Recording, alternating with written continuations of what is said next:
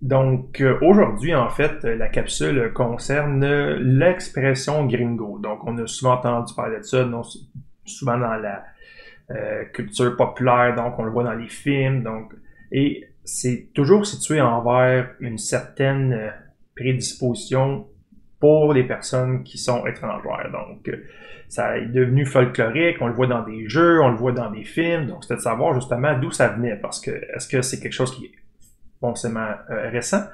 El Gringo, c'est ça, exactement. Donc, on a des particularités, puis je me suis demandé, hey, ça vient d'où cette expression-là qu'on entend quand même assez fréquemment? Donc, on va pouvoir évidemment commencer. Donc, aussi, c'est une expression qu'on considère qui n'est péjorative que par son contexte. Donc, ici, il veut quand même éviter que ce soit considéré péjoratif dans son expression. C'est plus vraiment, comme je le dis, dans son contexte.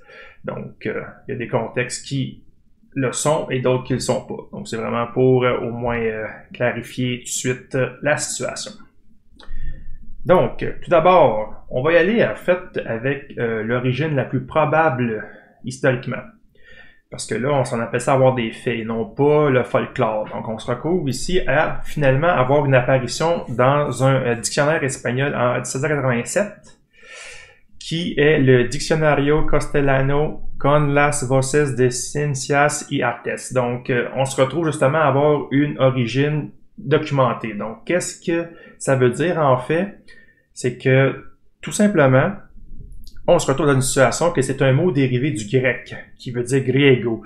Puis ça, ce que ça veut dire en fait, c'est l'expression un peu comme quelqu'un qu'on ne comprend pas forcément. La façon pourquoi on ne le comprend pas, c'est que il parle pas la langue dans le sens que vu qu'il est extérieur, il a appris la langue, il a un accent, donc parfois tu peux ne pas comprendre quelqu'un qui parle ta langue, même si à cause de l'accent, justement, de l'apprentissage qui nous reste tout le temps. Puis c'est un peu le même principe pour les Espagnols que pour ceux des États-Unis, qui veulent dire que pour eux autres, du grec, c'est quelque chose qu'ils comprennent pas.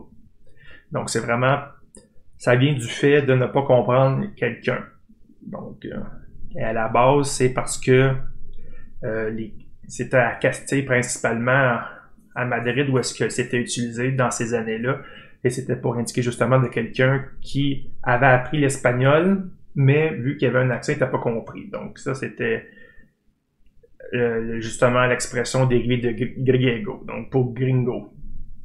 Mais, on s'entend que, ma caméra dans le chemin, on s'entend que ça, c'est une expression qui, évidemment, on a entendu beaucoup d'autres origines pour expliquer d'où ça venait. Donc, c'est là où est-ce que on va s'orienter un peu plus, en fait, dans le folklorique que j'appelle. Donc, c'est une étymologie folklorique, donc des histoires qu'on aime bien entendre, mais qui sont pas nécessairement la réalité. Donc, j'en ai quand même répertorié 3 de ce côté-là, à savoir Greens Go.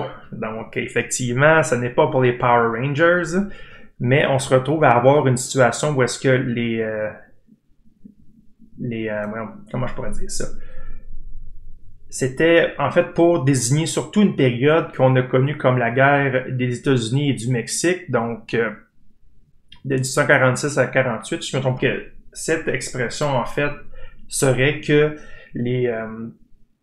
aurait été soit basée sur une chanson, donc Greens Go, des choses comme ça, ou que ça aurait été un ordre de bataille qui aurait été fait pour les faire avancer. Donc à cause de leur manteau vert, donc Greens Go. Mais bon, si on s'entend que c'est plutôt une belle expression qu'on voulait faire passer, surtout comme je vous l'ai dit, qui est folklorique.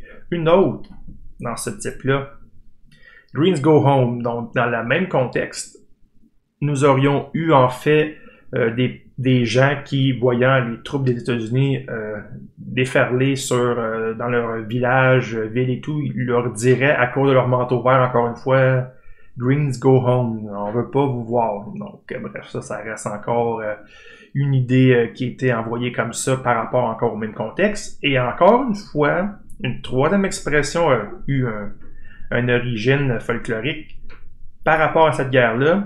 Ça serait de l'irlandais, ça se peut que je le massacre, Erin Go Brach, qui veut dire Irlande pour toujours, du bataillon irlandais qui se battait justement aux côtés des troupes des États-Unis pendant la guerre qu'il y a eu avec l'Espagne. Donc, pas l'Espagne, mais le Mexique. Donc, c'est ça qui arrive, en fait, c'est que on se retrouve à une situation qui est quand même assez étrange, où est-ce que toutes les expressions folkloriques sont originaires d'une seule période, qui est la guerre, justement, comme je le parlais précédemment, mais que, historiquement, on se retrouve avec une situation où on le retrouve dans les années 1787. Si je me trompe pas, parce que vraiment, je suis fatigué. Donc, effectivement, 1787. Et on le retrouve aussi, là, je vais vous finir par une petite farce, avec des bots, parce que ça a l'air qu'il y a des bots qui sont appelés les gringos. Donc, évidemment, c'est certainement pas l'origine du mot, mais ça reste quand même assez drôle de ce côté-là. Donc, c'était, comme je vous le disais, aujourd'hui, court, parce que j'ai vraiment pas eu beaucoup de temps dans les dernières semaines pour travailler ça. Donc, c'était une plus courte. Et je vais déjà faire mes salutations, comme ça, on n'étirera pas la sauce plus longtemps pour YouTube. Donc, un gros merci d'avoir regardé, c'était très apprécié. Donc, j'espère que vous avez bien aimé la capsule. Si vous n'êtes pas déjà abonné, n'oubliez pas de le faire. Et si vous avez aimé, n'oubliez pas, pour l'encouragement, qu'est-ce qu'on fait? Le petit pouce, on fait des commentaires, on pose des questions, bref, soyez généreux de votre temps pour aider à faire découvrir la chaîne, mais surtout démontrer votre intérêt et votre côté d'avoir apprécié finalement. Donc ça a mal sorti, mais c'est ça. C'est pour dire justement que vous pouvez montrer votre appréciation de cette façon. Donc on se revoit la semaine prochaine pour une autre capsule. Je vous dis au revoir et à la prochaine.